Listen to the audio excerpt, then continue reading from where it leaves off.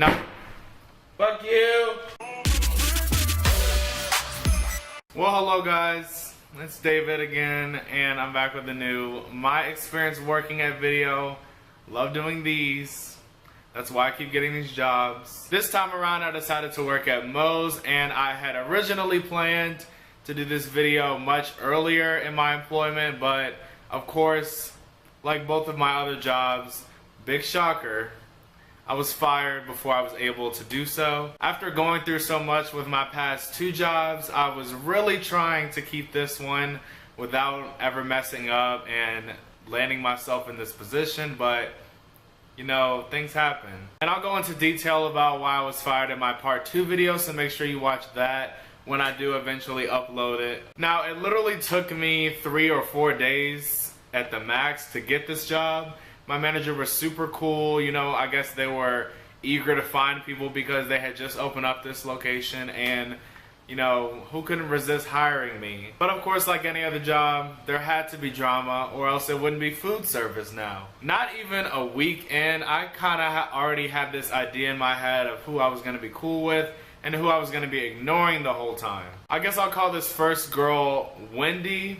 Now, Wendy was your typical spunky, like early 20s, always kissing ass to the max type of employee. Now, throughout the first few days that I was working there, she just had this air about her as if she was the manager and that she was calling the shots as far as each employee goes. I guess she assumed that I was hired to be her assistant and that I had to serve her at all times, which I'm sorry, sweetie, you were wrong. I'm an equal to you. If you see me working and you need something from the back, you can waltz that ass back there and get it yourself. I don't mind doing a few favors here and there, but when it gets to the point that you're taking away from the time that I need to do my job, it becomes a problem and you just look lazy. So anyways, I was talking to a few of the other employees about how I wasn't really feeling her, the things that she did that kind of got under my skin, you know, whatever. And I suppose somebody down the line just took what I said, exaggerated it, and then transferred the information to her. So I came in one day, clocked in, didn't even have time to put my jacket on the hook before she comes up to me and leans over the counter and is like, "So I heard you have a problem with me." I'm just like, girl, who are you coming up to with this Grinch-like smirk on your face and you don't even have any actual issues to address? I don't know what kind of fantasy world you're living in, but not everyone in your profession is going to completely get along with you and live in harmony 24/7.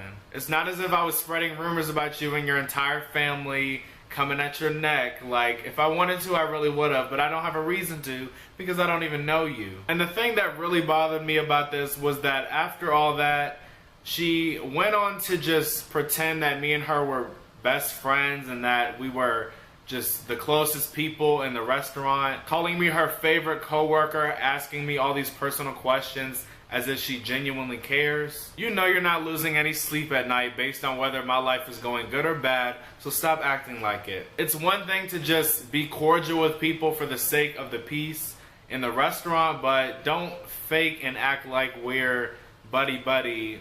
Just don't.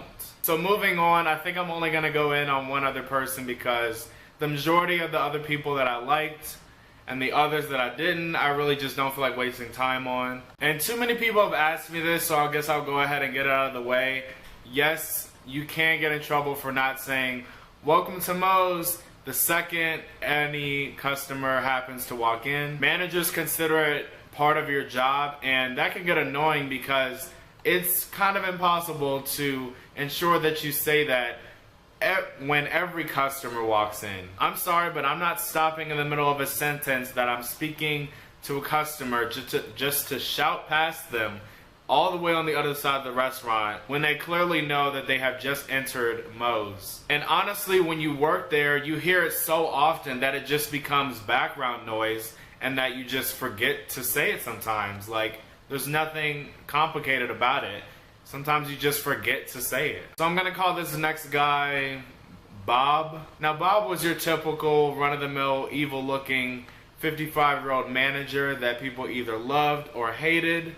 And obviously, if I'm including him in this video, then I'm repping Team Hate, gang gang. Some favoritism was definitely displayed because most of the time I would not even be doing anything worth being scolded at, but yet Bob is worried about me not frying chips at his desired speed, or there's people standing on the line leaning on the cutting board with their asses rubbing up against, you know, the area where people's food lays, on their phones in front of everybody. I don't get it. And let me also talk about this because it's been a recurring issue with everybody that I've worked with. Everywhere I've worked, I've gotten, David, you're not doing this fast enough. David, this shouldn't take you that long. Da da da da da. Look, I am not a snail. I'm not a lion at the DMV. I do not move slowly at work.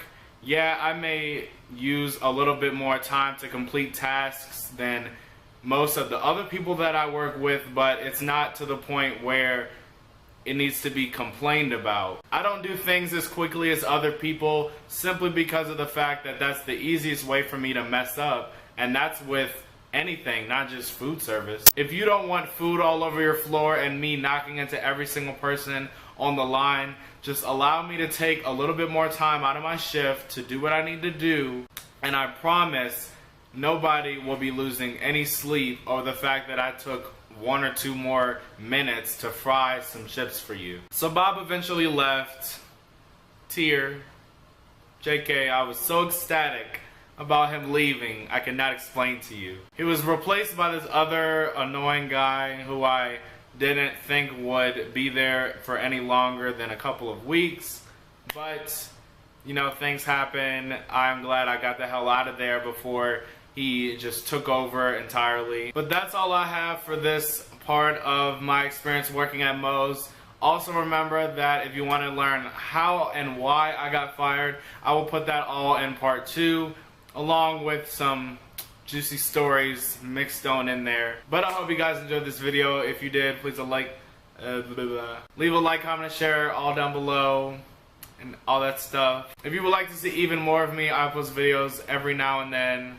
I will try, I really will, to post more often. I know I always say that, so don't take my word for it. Just hope that this time that I'm telling the truth. All my social media links are down there, including my beagles. He will soon be in a lot more videos. And I will see you guys next time, and I would just like to inform you that if you're basic,